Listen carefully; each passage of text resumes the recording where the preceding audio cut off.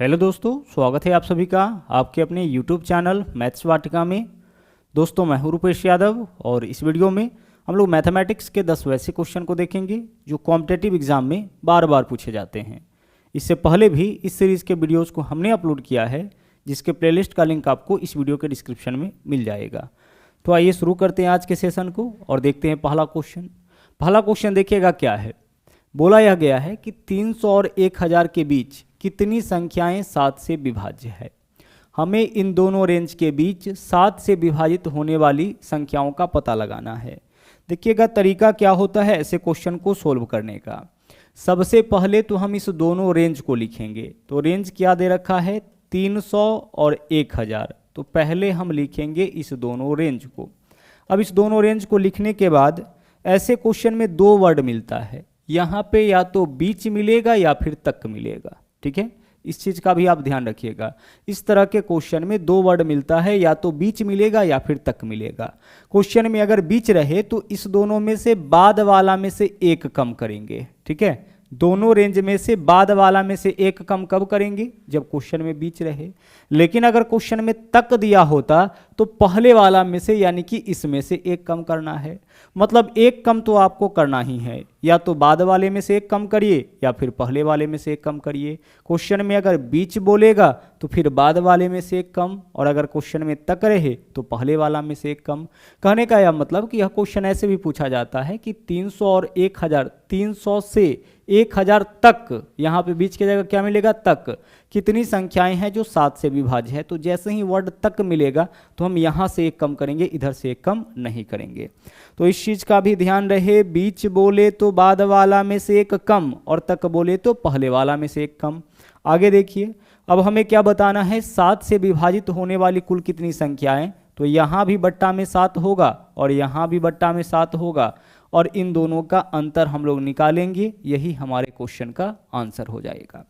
आइए 7 से भाग करते हैं। 7 चौके 28 होगा, यहाँ 2 बचेगा 20, 7 दूना 14। केवल पूर्णांक में जो वैल्यू आए उसी को लिखना है। जितना टाइम्स आप भाग दे पाते हैं उसी को लिखिएगा, पॉइंट में आपको नहीं जाना है। 7 चौके 28, 2 बचेगा 20, 20 को काटने के लिए 7 का पहाड़ा 2 बार ही पढ़ सकते हैं, तो 42। आगे देखिए, यहाँ पे माइनस है तो माइनस, 1000 में से एक माइनस करेंगे तो 999। यह वैल्यू कितना हो जाएगा आपका, 999। 999 में 7 से भाग करिए, 7 एकम 7 हो जाएगा, यहाँ बचेगा 2, 29, 7 चौके 28, एक बचेगा 19, 7 दूना 14। अब 142, हमने आपसे क्या कहा है कि अंतर निकालिएगा, और अंतर का मतलब होता है बड़ी वैल्यू में से छोटी वैल्यू। तो दोनों में से जो बड़ा वैल्यू है उसमें से छोटा वैल्यू माइनस करिए। तो 142 में से 42 माइनस करेंगे तो क्या बचेगा, 142 में से 100 माइनस करिएगा तो 100 बचेगा। यही आपके क्वेश्चन का आंसर हो जाएगा। ठीक है, यही आपके क्वेश्चन का आंसर होगा। चलिए, लेकिन अगर क्वेश्चन में तक होता तो हमारा आंसर क्या होता। तो सबसे पहले दोनों रेंज तो हम लिखते ही, 300 और 1000 दोनों रेंज लिखते, और क्वेश्चन में तक बोला जाए तो यहाँ से एक कम नहीं कर सकते हैं, तो इस तरफ से एक कम करिए। और 7 से विभाजित होने वाली कुल कितनी संख्याएं, तो यहाँ भी बट्टा में 7 होगा, यहाँ भी बट्टा में 7 होगा, और इन दोनों का हम क्या निकालेंगे, डिफरेंस निकालेंगे, और यही हमारे क्वेश्चन का आंसर हो जाता।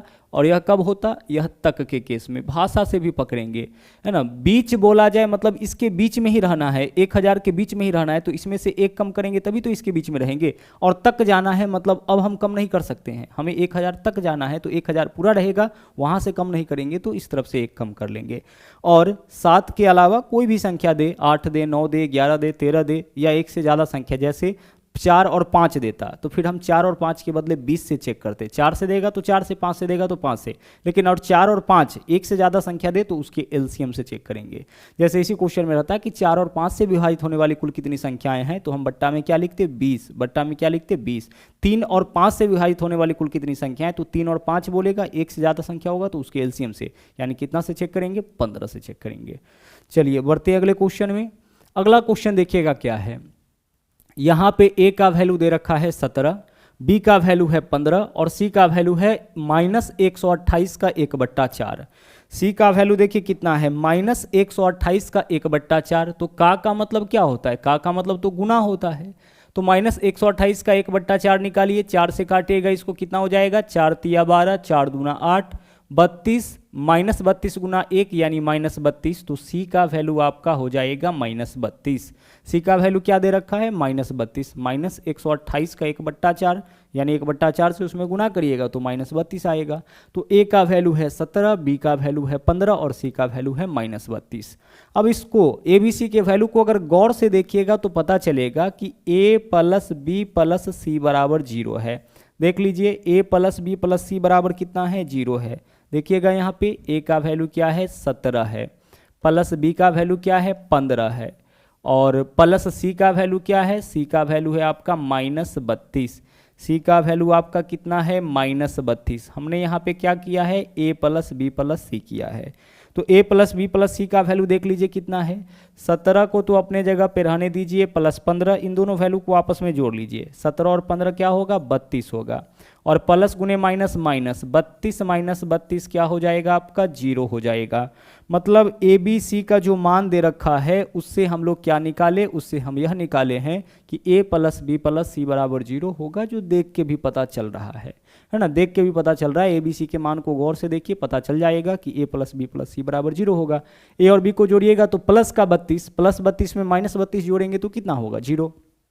अब अगर ए प्लस बी प्लस सी, ध्यान से सुनिएगा, अगर ए प्लस बी प्लस सी का मान 0 हो उस केस में, ठीक है, अगर ए प्लस बी प्लस सी का मान 0 हो उस केस में यहां जो आपका डाटा दे रखा है ना, a cube plus b cube plus c cube minus 3abc का मान जो होता है वह आपका किसके बराबर हो जाता है, वह भी 0 के बराबर हो जाता है।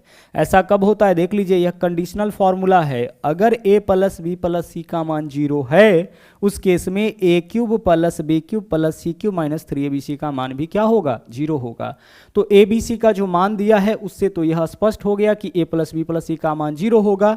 तो अब आप देखिए कि a cube plus b cube plus c cube minus 3abc का भी मान क्या होगा, इसका भी मान आपका 0 के बराबर होगा।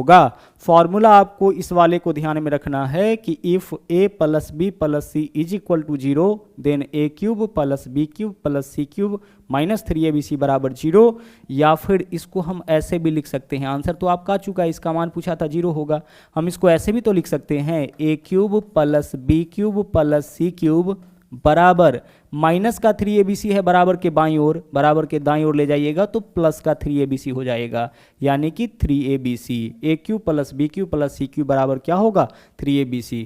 तो अगर इस क्वेश्चन में इतना का ही मान पूछा होता हम लोगों से, a cube plus b cube plus c cube बराबर क्या होगा, तो हम आंसर क्या करते, 3abc माइनस 3abc आंसर करते, लेकिन चूंकि माइनस 3abc भी लगा हुआ है इसलिए इस क्वेश्चन का आंसर आपका 0 हो जाएगा। चलिए बढ़ते अगले क्वेश्चन में।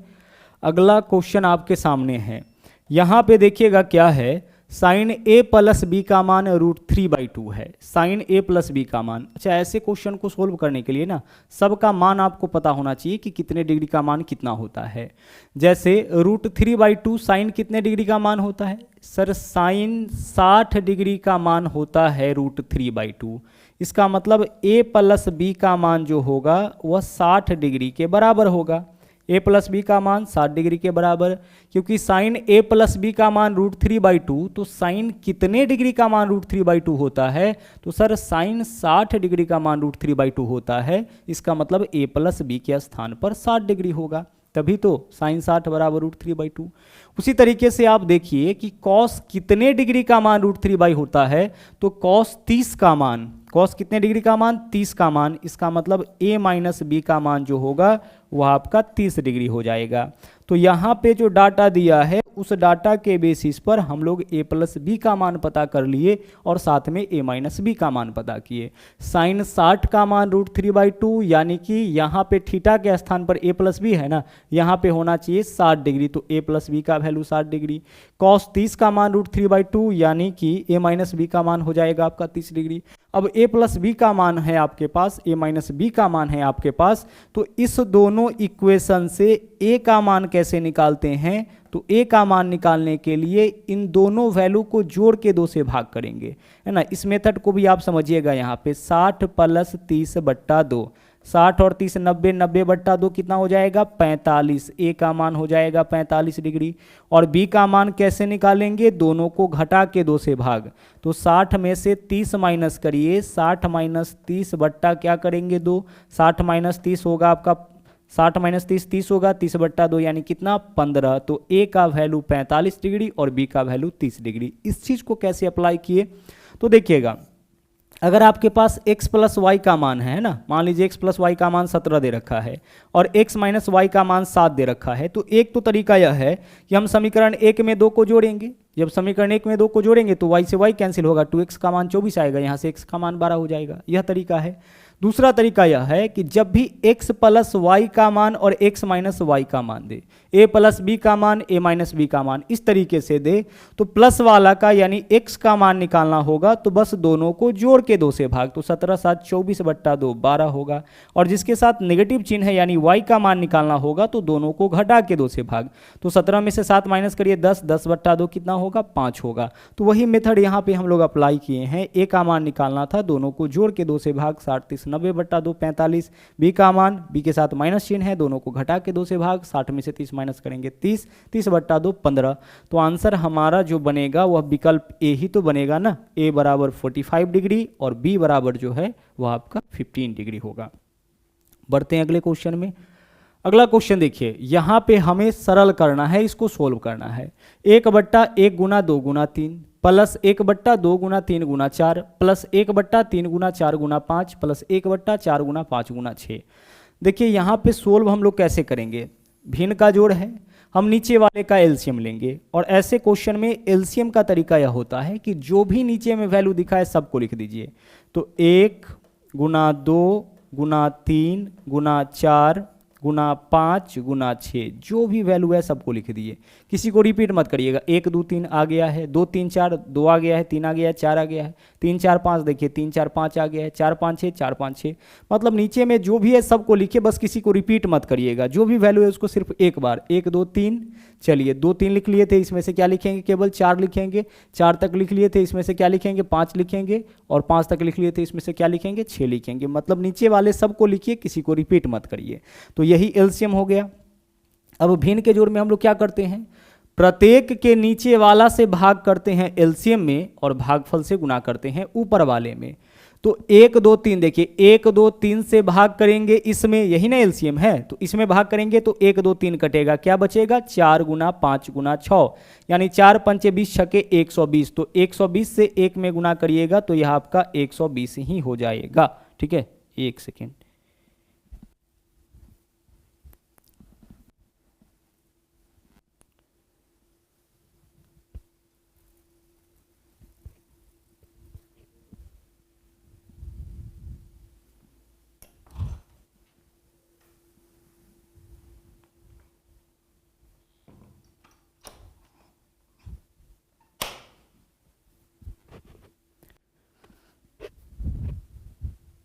चलिए देखिएगा, तो हमने यहाँ तक क्या किया था, नीचे वाला का एलसीएम इतना होगा। अब नीचे वाला से एलसीएम में भाग, तो 1 2 3 से भाग करेंगे, 1 2 3 कटेगा, क्या बचेगा 4 गुने 5 गुने 6, तो 4 पंचे 20 छके 120। आगे बढ़िए, प्लस है तो प्लस, 2 3 4 से काटिए, 2 3 4 कटेगा, क्या बचेगा 1 गुने 5 गुने 6, तो 6 पंचे 30 एकम 30। 30 से हम गुना करेंगे 1 में, 30 बचेगा। आगे देखिए, प्लस है तो प्लस, 3 4 5 से भाग करिए तो 3 4 5 कटेगा, क्या बचेगा 6 दूना 12 एकम 12। 12 में 1 से गुना करेंगे 12, प्लस 4 5 6 से 4 5 6 कटेगा, क्या बचेगा 1 गुना 2 गुना 3 यानी 6। 6 से 1 में गुना करेंगे कितना हो जाएगा 6 हो जाएगा। मतलब करना यह है कि नीचे वाले का एलसीएम आपका इतना हो गया। प्रत्येक के नीचे वाला से एलसीएम में भाग, भागफल से ऊपर वाला में गुना, यही तो करते हैं भिन्न के जोड़ में, वही हमें करना है। इससे भाग किया इसमें तो इतना कटेगा, इतना बचेगा, इतना से ऊपर वाले में गुना, 4 पंचे 20 छके 120। अब ऊपर वाले सभी वैल्यू को जोड़िए, सभी वैल्यू को जब आपस में जोड़िएगा तो यह हो जाएगा आपका 168 बट्टा नीचे वाले को आप 2 पार्ट में लिख लीजिए, 1 2 3 4 यहाँ तक का गुणनफल एक साथ लिख लीजिए। कितना होगा 4 तिया 12 दूना 24, 24 और गुना आगे क्या बचा आपका 5 गुने 6 30। 2 पार्ट में लिख दिए। 2 पार्ट में इसलिए लिखे हैं क्योंकि ऊपर वाले वैल्यू को देख के हमें लग रहा था कि यह 24 से कटने वाला है। अब 24 से इस वैल्यू को काटिए, 24 से इस वैल्यू को काटिएगा, 24 सते 168 होगा, क्योंकि 20 सते 140, 7 चौके 28, 140 में 28 जोड़ेंगे 168। अब ऊपर में क्या बचा है, ऊपर में केवल आपका 7 है और नीचे में 30 है, यानी इस क्वेश्चन का आपका आंसर विकल्प सी हो जाएगा, 7/30 होगा।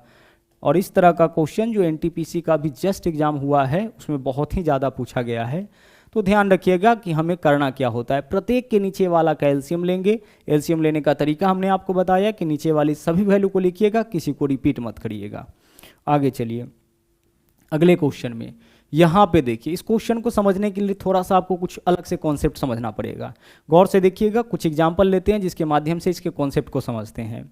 अगर मान लीजिए क्वेश्चन में ऐसे रहे √7 + √5, ठीक है, बट्टा √7 - √5, √7 - √5, ओके, और इसके साथ √7 - √5 बट्टा √7 + √5, ओके। अगर क्वेश्चन का आपका यह फॉर्म हो, क्वेश्चन के फॉर्म को गौर से देखिए। यहाँ पे देखिए, जो वैल्यू ऊपर है वही वैल्यू नीचे है, और इसी का अपोजिट यह वाला वैल्यू है, इसका अपोजिट। इसमें प्लस वाला ऊपर है, इसमें प्लस वाला नीचे है, माइनस वाला नीचे है, माइनस वाला ऊपर है, मतलब इसका जस्ट अपोजिट यहाँ पे है। और गौर से देखिएगा तो पता चलेगा कि दोनों जगह डाटा सेम है, जैसने ऊपर वैसने नीचे, केवल बीच का साइन चेंज, यही तो फॉर्म है। अब ऐसे व्यंजक को गौर से देखिए, इस व्यंजक को बहुत ज़्यादा इंपॉर्टेंट है। जब भी ऐसे व्यंजक को जोड़ना होगा, अच्छा दो चीज़ करना होता है, इसके बीच में या तो प्लस रहता है या फिर माइनस होता है। तो अगर ऐसे व्यंजक को आपको जोड़ना हो, ठीक है, प्लस करना हो, तो प्लस करने के लिए फॉर्मूला हम लोग यूज करते हैं 2 × a², ठीक है, 2 × a² + b², और बट्टा में वर्गों का अंतर। वर्गों का अंतर कहने का मतलब a² - b² ही, बट्टा में क्या लिखते हैं, वर्गों का अंतर। ऐसे वैल्यू को, ऐसे व्यंजक को प्लस करना हो तो, अच्छा कभी कभी इसको माइनस भी करना हो सकता है। तो अगर ऐसे व्यंजक को माइनस करना हो तो फॉर्मूला हम लोग यूज करते हैं 4ab बट्टा वर्गों का अंतर। और इतना इंपॉर्टेंट है कि आप सबको इस फॉर्मूला को ध्यान में जरूर रखना चाहिए, ठीक है, बहुत ही ज़्यादा इंपॉर्टेंट है। अगर व्यंजक इस फॉर्म में रहे और इसके बीच में अगर प्लस चिन्ह हो तो फिर वैल्यू होगा 2 × a² + b² बट्टा में वर्गों का अंतर, और बीच में अगर माइनस चिन्ह हो तो 4ab बट्टा में वर्गों का अंतर। क्लियर? जोड़ना होगा तो 2 × a² + b², जोड़ना होगा तो जोड़ने वाला ही फॉर्मूला 2 × a² + b² बट्टा में वर्गों का अंतर, और घटाना होगा तो घटाने वाला ही फॉर्मूला 4ab बट्टा में वर्गों का अंतर। अब यहाँ पे प्लस करना है तो इस फॉर्मूला को यूज करेंगे, तो यूज करिए 2 × a²। अब a कौन है इसमें, तो इस पूरे क्वेश्चन में √7 और √5 के अलावा कुछ है क्या? नहीं सर, इस पूरे क्वेश्चन में तो इन दोनों के अलावा और कुछ नहीं है। तो इसमें से एक होगा a का मान, दूसरा होगा b का मान। तो a का मान √7, b का मान √5, तो a² तो √7 का स्क्वायर 7, किसी भी रूट वाली संख्या का स्क्वायर करेंगे तो रूट केवल हटेगा, √7 का स्क्वायर 7 प्लस b² यानी √5 का स्क्वायर 5, और बट्टा में वर्गों का अंतर, किसके वर्ग का, किसके वर्ग का, a और b के वर्ग का। तो √7 का वर्ग 7, √5 का वर्ग 5, बट्टा में क्या लिखना है, अंतर। 7 और 7 - 5 2, 2 से 2 कैंसिल, 7 और 5 कितना हो जाएगा, 12 हो जाएगा। तो इसका योगफल कितना आया, 12 आया। लेकिन अगर इसके बीच में माइनस चिन्ह होता, ठीक है, प्लस न रह करके क्या होता, माइनस चिन्ह होता, तो हमारा आंसर क्या होता, 4ab। तो 4 गुने a के जगह √7, b के जगह √5, बट्टा में वर्गों का अंतर निकाले हैं अभी जस्ट 2, ठीक है, 2 से काटिए, 2 दूना 4, 2 × √7 × √5 यानी कि 2 √35 आपके इस क्वेश्चन का आंसर होता।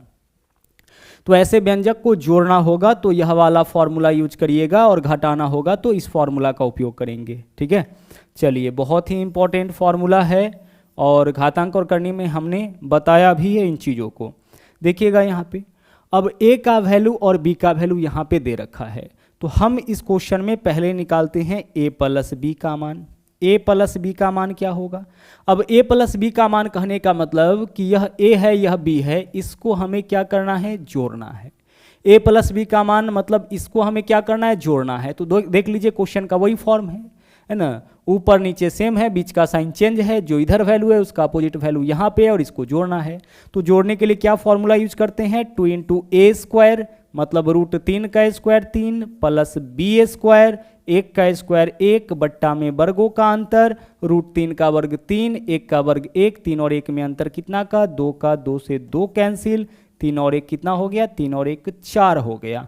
यह आपका मान आ गया a प्लस बी का। यानी इन व्यंजकों को अगर जोड़ेंगे a प्लस बी मतलब इस व्यंजक में इस व्यंजक को जोड़ना है, यह a का मान है यह b का मान है, दोनों को जोड़ना है और जोड़ने पे वैल्यू यही आता है 2 इंटू ए स्क्वायर प्लस बी स्क्वायर बट्टा में वर्गों का अंतर। तो एक्चुअल में जो a और b का मान दे रखा है उसका योग जो है वो आपका कितना होगा 4। बट हमें इस क्वेश्चन में क्या बताना है, हमें बताना है a square plus b square minus 4 का मान।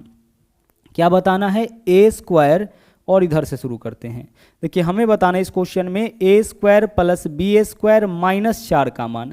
तो a square plus b square के लिए हम लिख सकते हैं ए प्लस बी का होल स्क्वायर माइनस 2ab, ठीक है, ए प्लस बी के होल स्क्वायर के लिए लिख सकते हैं इतना, ए प्लस बी का होल स्क्वायर माइनस 2ab, हाँ सर लिख सकते हैं, और इसके साथ में माइनस 4 है तो माइनस 4 को अपने जगह पे रहने दीजिए। अब ए प्लस बी का मान आपका 4 है तो ए प्लस बी के स्थान पर 4 माइनस 2 गुने ए बी, ए गुने बी का मान 1 होगा। गौर से देखिए ए और बी का मान एक दूसरे का अपोजिट है तो ए गुना बी करके देखिए, इससे यह कट जाएगा इससे यह कट जाएगा, यह ए का मान यह बी का मान, जब गुना करेंगे तो इससे यह कैंसिल इससे यह कैंसिल, तो ए गुने बी का मान कितना 1, माइनस 4 है तो 4, 4 का स्क्वायर 16 माइनस 2 और माइनस 4 कितना होगा माइनस 6, 16 में से 6 माइनस करिए 10, यानी इस क्वेश्चन का आपका आंसर कितना हो जाएगा, इस क्वेश्चन का आपका आंसर हो जाएगा 10। हमें बताना था a square plus b square minus 4 का मान, तो a square plus b square का मान होगा ए प्लस बी का होल स्क्वायर माइनस का 2ab, और इसमें से फिर 4 माइनस करेंगे तो आंसर हमारा अल्टीमेटली कितना आएगा, आंसर हमारा आ जाएगा इस क्वेश्चन का 10। आगे चलिए अगला क्वेश्चन देखिएगा, ज्योमेट्री से क्वेश्चन है और मोस्ट ऑफ द टाइम ऐसा क्वेश्चन आपका रिपीट करता है। यहां पे देखिएगा क्या है, यह जो आपका AB है ना, AB एक स्पर्श रेखा है। स्पर्श रेखा किसको बोलते हैं, जैसे यह हमारा कोई वृत्त है, यह केंद्र बिंदु है, तो वृत्त को बाहर से जो भी रेखा स्पर्श करेगा वह स्पर्श रेखा कहलाएगा। बाहर से जो भी स्पर्श करेगा उसको क्या बोलेंगे, स्पर्श रेखा बोलेंगे। यह भी स्पर्श रेखा है, यह भी स्पर्श रेखा है। जो भी वृत्त को बाहर से स्पर्श करेगा वह क्या कहलाएगा, स्पर्श रेखा कहलाएगा। अब ऐसे वाले आकृति को गौर से देखिएगा, इस तरीके का आकृति बने, पूरा का पूरा थ्योरम है इसका, गौर से समझिएगा उसको, ठीक है। उस केस में क्या होता है कि इसका थ्योरम यह है कि एकांतर वृत्तखंड का कोण समान होता है। अब एकांतर वृत्तखंड क्या होता है उसको यहाँ पे समझेंगे। थ्योरी क्या है इसका कि एकांतर वृत्तखंड का जो कोण होता है वह समान होता है। अब एकांतर वृत्तखंड का कोण कौन सा होगा, तो यह कोण, गौर से देखिएगा, यह वाला कोण जो कि आपका त्रिभुज के बाहर है, त्रिभुज के बाहर स्पर्श रेखा के साथ बना है, यह वाला कोण, इसके जस्ट सामने जो त्रिभुज के अंदर कोण बना है वह दोनों कहलाता है एकांतर वृत्तखंड, और यह दोनों कोण आपस में क्या होगा, यह दोनों कोण आपस में बराबर होगा। एकांतर वृत्तखंड का कोण क्या होता है, आपस में समान होता है। उसी तरीके से देख लीजिए, एक तो आपका बाईं छोर से बना है, एक दाएं छोर से भी, इस तरफ से भी एकांतर वृत्तखंड का कोण बनेगा। तो यह कोण, अब यह कोण जो है इसका एकांतर वृत्तखंड तो यही होगा, तो इस कोण के बराबर होगा, इस कोण का माप इस कोण के बराबर होगा, इस कोण का माप इस कोण के बराबर होगा। जब भी वृत्त के बाहर इस तरीके से स्पर्श रेखा खींचा जाए और अंदर में त्रिभुज ऐसे स्थित हो, उस केस में एकांतर वृत्तखंड का कोण आपस में समान होगा। एकांतर वृत्तखंड, यह वाला कोण और यह वाला कोण एकांतर वृत्तखंड कोण कहलाएगा, और यह कोण और यह कोण एकांतर वृत्तखंड कोण कहलाता है। मोस्ट ऑफ द टाइम ऐसा क्वेश्चन आपको रिपीट करता हुआ नजर आएगा, इसलिए ध्यान से इसको समझिएगा। अब आगे देखिए यहाँ पे क्या बोला, ABC बिंदु B पर एक स्पर्श रेखा है, बिंदु B पे स्पर्श कर रहा है, ABC स्पर्श रेखा है। यदि BP बराबर BQ, BP बराबर BQ, यानी BP और BQ दो भुजा इस त्रिभुज का, त्रिभुज PBQ का दो भुजा बराबर है BP और BQ, ठीक है। आगे चलिए, एंगल QBC बराबर 72, QBC बराबर 72। देखिए एंगल QBC बराबर 72, इस वाले एंगल का मान दे रखा है 72, QBC इस वाले एंगल का मान 72। तो अगर यह वाला आपका एंगल 72 है तो यह एंगल भी क्या होगा, 72 होगा। एकांतर वृत्तखंड का कोण बराबर होता है, ठीक है। चलिए, तो इस कोण का मान दे रखा है 72, तो यह वाला एंगल भी क्या होगा 72। अब दूसरी चीज कि अगर किसी त्रिभुज का दो भुजा बराबर होगा तो दो कोण भी बराबर होगा। कौन सा दो कोण बराबर होगा? तो बराबर भुजा के सामने का कोण बराबर होगा। तो बराबर भुजा के सामने का कोण, तो देख लीजिए इस भुजा के सामने का कोण 72 है, तो इस भुजा के सामने का कोण भी क्या होगा 72 होगा। क्योंकि यह दोनों भुजा बराबर है तो इन दोनों के सामने का जो कोण होगा वह बराबर होगा, तो यह 72 है तो यह भी 72 होगा। आगे त्रिभुज के तीनों कोणों का योग 180 होता है, यह बात हम सबको पता है। तो जिसमें से दो कोण का योग 72 और 72 144, तो तीसरे कोण का माप होगा 180 माइनस 144, और 180 में से 144 माइनस करिएगा तो 36 डिग्री हो जाएगा। तो इस तीसरे कोण का माप आपका कितना डिग्री होगा? 36 डिग्री। और हमें बताना है एंगल PBC, PBC बीच वाला एंगल PBC यानी इस वाले एंगल का मान और इस वाले एंगल का मान कितना डिग्री होगा? 36 डिग्री हो जाएगा। रिपीट करते हैं इस चीज को, फिर से देखिएगा, यहां पे समझिएगा। बोला है QBC बराबर 72, QBC यानी इस वाले एंगल का मान 72, तो इससे तो यह भी क्लियर हो गया कि यह वाला एंगल भी क्या होगा 72 होगा। आगे चलिए, अब बोला है BP बराबर BQ यानी यह दोनों भुजा बराबर है, तो दो भुजा बराबर तो दो कोण भी बराबर। कौन सा दो कोण बराबर? बराबर भुजा के सामने का कोण, तो इस भुजा के सामने का कोण 72, तो इस भुजा के सामने का कोण भी क्या होगा 72। अब इस त्रिभुज में देखिए, इस वाले त्रिभुज में तीनों कोणों का योग, किसी भी त्रिभुज के तीनों कोणों का योग 180, जिसमें से दो कोण 72 और 72 144, तो तीसरा कोण 144, 180 माइनस 144 यानी कितना होगा 36 डिग्री। यही पूछा था, तीसरे कोण का माप क्या होगा? आंसर हमारा हो जाएगा 36 डिग्री। बढ़िए, अगले क्वेश्चन में, अगला क्वेश्चन देखिएगा। बोला है यदि समीकरण 2x plus 3y plus 11 is equal to 0 बराबर 6x प्लस ky प्लस 33 बराबर 0 संपाती रेखाओं कोइंसिडेंट लाइंस हो तो k का मान क्या होगा? देखिए यहाँ पे जो है दो चर वाले रैखिक समीकरण है और इसमें तीन कंडीशन होता है। पहला कंडीशन होता है नंबर ऑफ सॉल्यूशन में, इसमें कुल मिला के तीन कंडीशन होता है। पहला होता है आपका नो सॉल्यूशन, दूसरा होता है वन सॉल्यूशन और तीसरा होता है इनफाइनाइट सॉल्यूशन, यानी कि कोई हल नहीं, कोई समाधान नहीं, दूसरा केवल एक हल और तीसरा अनंत हल। यहाँ पे क्या बोल रखा है? यहाँ पे क्वेश्चन में बोला है संपाती। अच्छा, संपाती होने का मतलब क्या होता है? दोनों लाइन एक दूसरे के ऊपर होगा, और संपाती होने का एक मतलब और भी होता है, हलों का संख्या कितना होगा? अनंत होगा। संपाती होने का मतलब क्या होता है? अनंत हल। और अनंत हल कब होता है? जब A1 बट्टा A2, ठीक है, जब A1 बट्टा A2 बराबर B1 बट्टा B2 बराबर C1 बट्टा C2 हो। जब यह तीनों आपस में बराबर हो, उस केस में जो निकाय होता है उसके हलों का संख्या कितना होता है? उसके हलों का संख्या अनंत होता है, और इसी को क्या बोलेंगे कि रेखा क्या हो जाएगा? संपाती रेखा हो जाएगा। एक दूसरे के ऊपर लाइन आ जाता है, उस केस में इसका हल अनंत हो जाता है। ठीक है, दूसरा कंडीशन क्या है? अगर A1 बट्टा A2, अगर A1 बट्टा A2 बराबर B1 बट्टा B2, ठीक है, अगर A1 बट्टा B2 बराबर B1 बट्टा B2 बराबर नहीं है C1 बट्टा C2 के, इस केस में जो निकाय होगा उसका कोई हल नहीं होगा, यानी नो सॉल्यूशन, कोई हल नहीं होगा। ठीक है, कोई हल नहीं होगा कब? जब A1 बट्टा A2 बराबर B1 बट्टा B2 बराबर नहीं होगा C1 बट्टा C2। और तीसरा केस है कि अगर A1 बट्टा A2 बराबर नहीं है B1 बट्टा B2 के, पहला ही कंडीशन बराबर नहीं है, उस केस में केवल एक हल होता है। निकाय का कितना हल होगा? केवल एक हल होगा, वन सॉल्यूशन होगा। ठीक है, तो इस तीन कंडीशन को हम लोग को जानना है। अब यहाँ पे इस कंडीशन का उपयोग हम लोग करेंगे A1 बट्टा A2 बराबर B1 बट्टा B2 बराबर C1 बट्टा C2, क्योंकि समीकरण का क्या बोला है? संपाती रेखाओं को निरूपित करता है। यह जो समीकरण है वह संपाती रेखाओं को, मतलब दोनों लाइन एक दूसरे के ऊपर आएगा। संपाती कहने का मतलब है कि अनंत हल होगा। अनंत हल के लिए कंडीशन A1 बट्टा A2 बराबर B1 बट्टा B2 बराबर C1 बट्टा C2 है। अब हम क्या करेंगे? कोई दो ले लेंगे। A1 बट्टा A2 बराबर B1 बट्टा B2 ले सकते हैं, या B1 बट्टा B2 बराबर C1 बट्टा C2 ले सकते हैं, या फिर A1 बट्टा A2 बराबर C1 बट्टा C2 ले सकते हैं। किसी को लेकर के अपने क्वेश्चन का आंसर निकालेंगे। अब A1 कौन होगा? तो पहले समीकरण में जो x के गुना में होगा वह A1 का मान, तो A1 का मान 2 हो गया, बट्टा A2 क्या होगा? दूसरे समीकरण में जो x के गुना में होगा वह A2 हो जाएगा, तो A2 आपका 6 हो जाएगा, बराबर B1 क्या होगा? पहले इक्वेशन में जो y के गुना में होगा वह b1 हो जाएगा, तो b1 का मान 3 हो जाएगा। b2 कौन होगा, दूसरे इक्वेशन में जो y का मान होगा यानी y के गुना में होगा, तो दूसरे इक्वेशन में y के गुना में क्या है, k है। तो a1 बट्टा a2 बराबर b1 बट्टा b2 यहाँ पे हम किए हैं, किसी दो को बराबर करके k का मान निकाल सकते हैं। अब आप इसको सोल्व करिए, 2 से काटिएगा, 2 तिया 6 हो जाएगा, क्रॉस मल्टीप्लाई करिए, k का मान 3 तिया कितना हो जाएगा आपका 9। यही इस क्वेश्चन में पूछा गया था कि k का वैल्यू क्या होगा, तो आंसर हमारा इस क्वेश्चन का 9 हो जाएगा। आप चाहे तो b1 बट्टा b2 बराबर c1 बट्टा c2 इसको भी कंपेयर करके मान निकाल सकते हैं।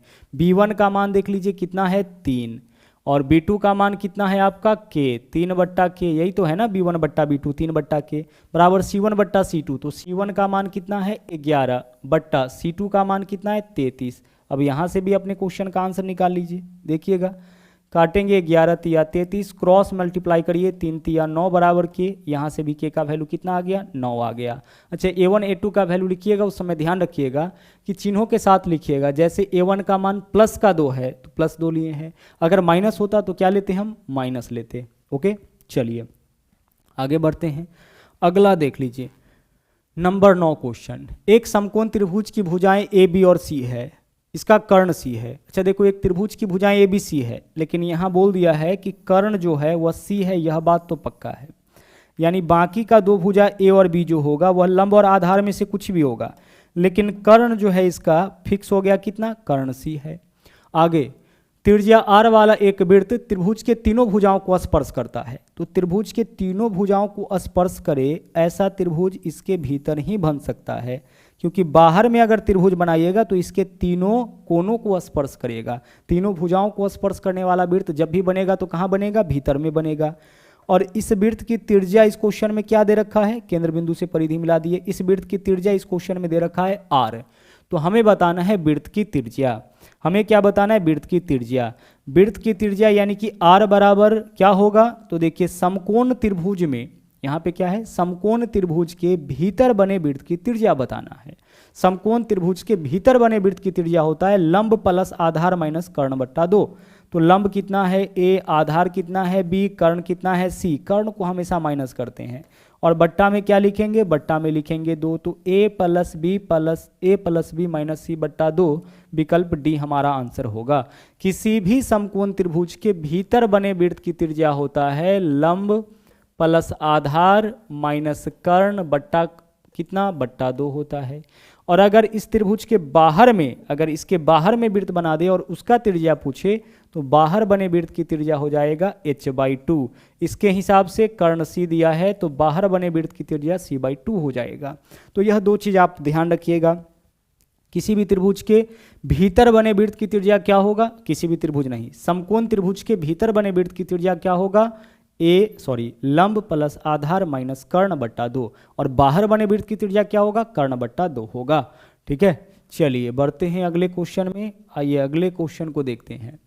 बोला है 200 किलोमीटर की दूरी पर स्थित दो अलग अलग स्टेशन से एक ही समय पर एक दूसरे की ओर चलने वाली दो रेलगाड़ी में से किसी एक स्टेशन से 110 किलोमीटर की दूरी पर एक दूसरे से मिलता है तो उनके चालों का अनुपात। देख लीजिए क्वेश्चन क्या है कि 200 किलोमीटर की दूरी पर दो स्टेशन हैं, तो एक स्टेशन हम ए ले लिए और एक स्टेशन हम बी ले लिए, और इसके बीच का दूरी कितना दे रखा है, बीच का दूरी आपका दे रखा है इस क्वेश्चन में 200 किलोमीटर। स्टेशन ए से स्टेशन बी तक के बीच की दूरी 200 किलोमीटर है। दो रेलगाड़ी एक ही समय में चला है, एक ए से एक बी से चला है, और एक स्टेशन से 110 किलोमीटर की दूरी पर मिला है। तो हम मान लेते हैं कि इस स्टेशन से कितनी दूरी पर मिला, 110, तो यहाँ पे आके मिल गया, यहाँ पे आके मिल गया, मतलब इधर वाली गाड़ी यहाँ तक चल के आया होगा और इधर वाली गाड़ी यहाँ तक चल के आया होगा तभी मिलेगा। तो इस तरफ वाली गाड़ी कितना चला है, 110, 200 किलोमीटर में से 110 किलोमीटर इधर वाली गाड़ी चला है, तो शेष 90 किलोमीटर ही तो बचेगा ना, तो 90 किलोमीटर की दूरी वह गाड़ी तय किया होगा। मतलब जितने समय में इधर वाली गाड़ी 110, चूँकि दोनों एक ही समय में चला है तो मिलने वक्त दोनों के द्वारा लिया गया समय बराबर होगा। तो जितने समय में इधर वाली गाड़ी 110 किलोमीटर चलता है उतने ही समय में इस तरफ वाली गाड़ी 90 किलोमीटर की दूरी तय करता है, तो यही इसके चाल का अनुपात होगा। पहली गाड़ी जितने समय में इतनी दूरी, दूसरी गाड़ी उतने ही समय में इतनी दूरी, तो यही इस दोनों के चाल का अनुपात हो जाएगा। यानी दोनों के चाल का अनुपात क्या होगा? 11:9। यानी आंसर हमारा इस क्वेश्चन का हो जाएगा विकल्प ए। 110 किलोमीटर की दूरी पर मिलने का मतलब है कि 200 में से 110 किलोमीटर की दूरी पहला और 90 किलोमीटर की दूरी दूसरा। अब चाल का अनुपात तो पहला जितना समय में इतनी दूरी, दूसरा उतने ही समय में इतनी ही दूरी तय करता है, मतलब यही इस दोनों के चाल का अनुपात हो जाएगा। आगे बढ़िए, अगला क्वेश्चन देखिएगा। यहाँ बोला गया है कि दिए गए त्रिभुज में DE बराबर BC है, मतलब यह जो है इसके समानांतर है। DE बराबर BC मतलब यह इसके समानांतर। समानांतर कहने का यह मतलब होता है कि दो रेखा समानांतर है, मतलब उसके बीच का दूरी हमेशा क्या होगा? समान होगा। ठीक है, तो इन दोनों रेखा के बीच का दूरी समान है। अब बोला है AD बराबर 3 और DB बराबर 5। AD का मान क्या है? 3 और BD का मान कितना है? 5। AD बट्टा DB बराबर 3/5। AD और BD, तो AD का मान 3, BD का मान 5। AC का मान 5.8। AC यानी पूरा यहाँ से लेकर के यहाँ तक का मान कितना है? 5.8। पूरे AC का मान 5.8। तो AE का मान ज्ञात करना है। किसका मान ज्ञात करना है? हमें AE का मान ज्ञात करना है। अब यहाँ पे देखिएगा, यहाँ पे जो थ्योरम हम लोग यूज करेंगे गौर से देखिएगा। इस त्रिभुज में देखिए AD छोटे त्रिभुज की छोटी भुजा है। देख लीजिए, छोटे त्रिभुज की यह भुजा कितना है? AD। और बड़े त्रिभुज के इस तरफ की भुजा क्या है? AB। तो AD बट्टा AB बराबर, इस तरफ चलिए, इस त्रिभुज की, छोटे त्रिभुज की जो भुजा है वह आपका क्या है? AE। और बड़े त्रिभुज के इसी का जो संगत भुजा है वह क्या है? AC। अब यह कैसे हम लोग लिख सकते हैं, क्यों लिखते हैं, इसको समझिएगा। जैसे ही किसी त्रिभुज में आधार के समानांतर कोई रेखा खींचा जाए, वैसे ही यह त्रिभुज आपका दो त्रिभुज में बटेगा। दो त्रिभुज आपका कौन सा होगा? तो एक तो आपका यह छोटा वाला त्रिभुज होगा, और दूसरा यह पार्ट आपका त्रिभुज नहीं है, यह तो चतुर्भुज है। और दूसरा पूरा का पूरा यह बड़ा वाला, यहाँ से लेकर के यहाँ तक पूरा यह बड़ा वाला इस दो त्रिभुज में बटेगा। यानी यहाँ दो त्रिभुज होगा, और यह दोनों त्रिभुज जो होगा वह समरूप होगा। कहने का मतलब है कि यहाँ पे त्रिभुज ADE जो है वह आपका समरूप है किसके? त्रिभुज ABC के। और जब दो त्रिभुज समरूप होता है तो संगत भुजा का रेशियो बराबर होता है। तो संगत भुजा कहने का मतलब समान जगह पर आने वाली भुजा। जैसे AD, इस छोटा वाला त्रिभुज का AD भुजा लेते हैं तो बड़े वाले त्रिभुज का AB भुजा, यह संगत होगा। तो AD बट्टा AB बराबर छोटे वाले त्रिभुज का अगर हम AE भुजा लेते हैं तो बड़े वाला का AC, तो AE बट्टा AC बराबर होगा। इसके अलावा DE बट्टा BC भी बराबर होगा, लेकिन DE बट्टा BC बराबर करके हमें कोई लाभ नहीं है, क्योंकि हमें मान निकालना है किसका? इन दोनों का मान दे रखा है, इन दोनों में से किसी एक का मान पूछा है, तो जिसका मान पूछेगा कंपैरिजन में उसी को लाना है। तो AD का मान देख लीजिए कितना है? AD का मान 3 है, बट्टा AB का मान, AB का यहाँ से यहाँ तक तो 3 और 5 8 हो जाएगा, बराबर AE का मान कितना है? इसको निकालना है, x मान लिए, और AC का मान कितना है? 5.8। x का मान निकालना है, 5.8 से 3 में गुना करिए, 3 गुने 5.8, और बट्टा में क्या होगा? बट्टा में आपका 8 होगा। यही वैल्यू आपका x का हो जाएगा। क्रॉस मल्टीप्लाई किए, पॉइंट हटाएंगे, नीचे में 0 होगा। अगर हम इसको काटते हैं 2 से तो नीचे में 40 होगा, और 2 से काटते हैं तो ये आपका 29 हो जाएगा। 29 गुना 3 87 बट्टा कितना होगा? 40 बराबर x, यानी x का मान इतना। 40 से भाग करिए, 40 दूना 80, 7 बचेगा 0.70, 40 से कम 40 यानी कि 2.1। विकल्प ए जो है वो आपके इस क्वेश्चन का आंसर हो जाएगा। हम यहाँ पे एक चीज और लिख सकते हैं, तीसरा संगत भुजा क्या होगा? इसमें DE होगा। तीसरा संगत भुजा DE होगा, तो DE बट्टा क्या लिख सकते हैं? BC लिख सकते हैं। अब क्या करेंगे हम लोग कि यह देखेंगे कि जिसका मान दिया होगा और जिसका मान पूछा होगा उसी को कंपैरिजन में शामिल करेंगे। यह तीनों बराबर है, इसके बराबर हम इसको भी कर सकते हैं, या फिर केवल इसके बराबर हम इसको भी कर सकते हैं, या फिर इसके बराबर इसको भी कर सकते हैं। तो किसके बराबर किसको करें जिससे हमारे क्वेश्चन का आंसर आ जाए? तो हम देखेंगे कि जिसका मान देगा और जिसका मान पूछेगा कंपैरिजन में हम उसी को शामिल करेंगे। तो AD और AB का मान दिया था, इस वजह से कंपैरिजन में इसको शामिल किए, और AC का भी मान दे रखा है, AE का मान पूछा था, जिसके वजह से हम लोग AD बट्टा AB बराबर AE बट्टा AC को लेकर के आगे बढ़े। फिर से देख लीजिए, जब इस तरह से ट्रायंगल बनेगा उस केस में थ्योरम क्या बनेगा? तो AD, चलिए लिख लीजिए, AD बट्टा पूरा यहाँ से लेकर के यहाँ तक बड़ा वाला AB बराबर इस तरफ चलिए ए ई बट्टा आगे पूरा ए से लेकर के सी तक ए सी बराबर तीसरा भुजा छोटा वाला ऊपर लिख रहे हैं तो सब भुजा छोटा वाला कहीं ऊपर लिखेंगे डी ई बट्टा बी सी, यह तीनों क्या होगा आपस में बराबर हो जाएगा और इसके मदद से हम लोग अपने क्वेश्चन का आंसर निकाल लेंगे। ओके चलिए, तो यह था आपका आखिरी क्वेश्चन। आज के लिए इतना ही, वापस मुलाकात होगी अगले दिन फिर से एक नए सेट के साथ। थैंक यू, जय हिंद।